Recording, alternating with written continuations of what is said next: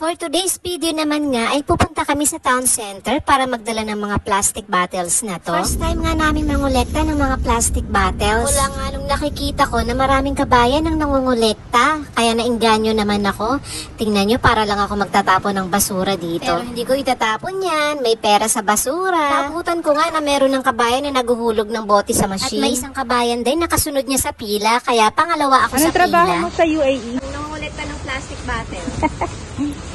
Para mahulog yun.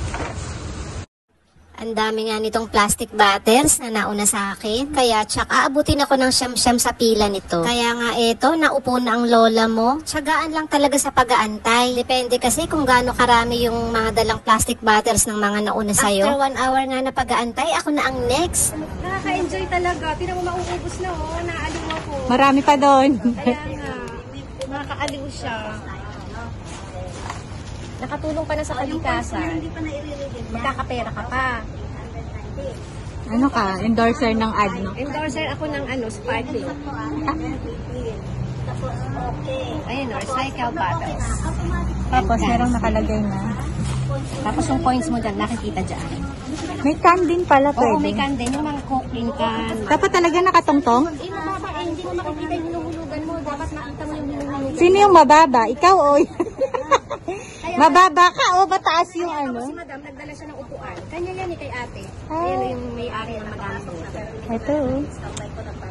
Nakakaaliw. Nakakaaliw.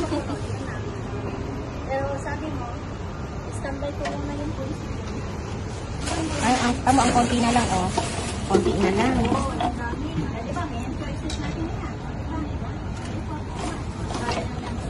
Found the bottle. Wow, 1,040 Oh, points. diba? Mataas ang points pala dito sa Carrefour daw. Mababa. 5 points lang.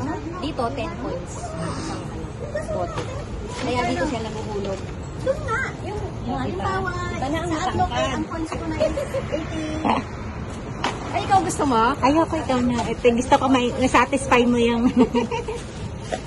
Ako taga-pulot, ikaw taga-hulog.